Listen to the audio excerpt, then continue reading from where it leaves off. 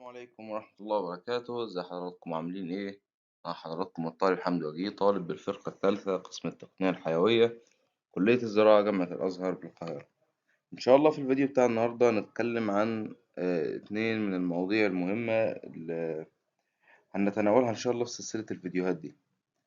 أول موضوع بعنوان الثوابت. الثوابت دي اللي احنا اتكلمنا عليها في الفيديو اللي فات، قلنا إن هم أربعة: محتوى الأقسام اللي هم الخمس محتويات، الكورسات اللي هنحتاجها في كل قسم اللي هو قلنا فيه اسطمبة ثابتة بتقول التدريب لدى الجهات المعنية.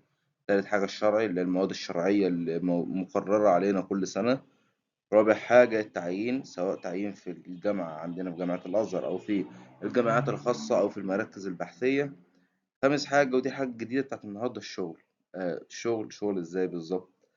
حضرتك لما بتتخرج بيكتب لك في شهادة التخرج حاصل على البكالوريوس العلوم الزراعية.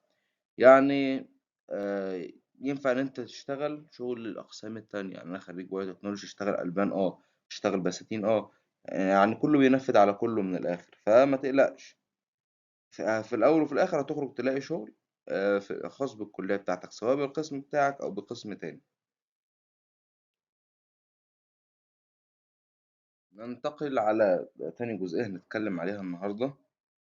الجزئية دي بعنوان إزاي أختار القسم بتاعي في كلية الزراعة، سواء كنت طالب في سنة تانية ومقبل على سنة التخصص، أو أنت أصلا خلصت سنة تانية ومستني في الأجازة بقى النتيجة وهتقدم الرغبات إزاي، أو أنت لسه في ثانوية وهتخش الكلية عايز تعرف تحدد القسم بتاعك إزاي. إن شاء الله الجزئية دي هتسهل وهتختصر عليكم كتير جدا.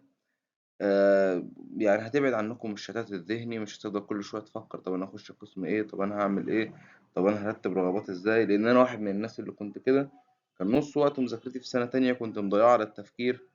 فأنا مش عايز الناس تتعب زي ما أنا تعبت، وعايز الناس يعني خلاص هي داخلة سنة تانية محددة هي هتخش قسم إيه، خلاص كده. طيب أنا هقولها لكم بطريقة سهلة وطريقة بسيطة تخلي الواحد يحدد كل القسم بتاعه. أول حاجة لو أنت فلاح، ولا أقصد إن أنا أقلل من أحد بكلمة فلاح دي، ولكن لما تطلع سنة تانية إن شاء الله في مادة الاجتماع الريفي هتعرف إيه الفرق ما بين الفلاح وما بين الريفي. هو فرق علمي مش شتيمة والله، لا ولا بقلل من حد ولا أي حاجة. فلو أنت فلاح من ريف يعني، أو لو أنت من مدينة زي حالاتي كده من القاهرة.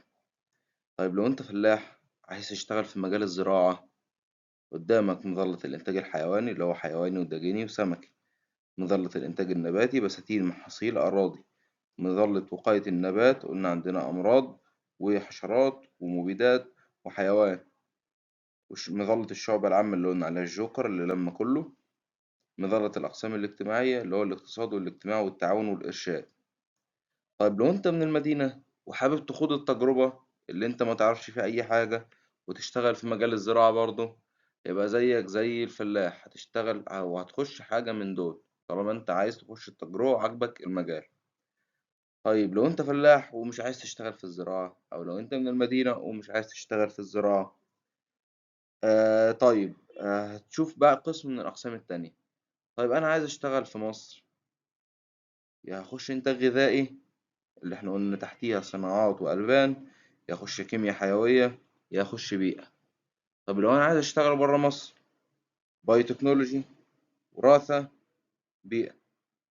طيب هل أنا عشان اختصرت دول كده تحت مظلة هشتغل برا مصر يبقى الباقي ال21 قسم ما ينفعش اشتغل برا مصر؟ لا طبعا، الشغل متوفر جدا برا، بس في الأغلب دول بيبقى شغلهم برا. يعني بنسبة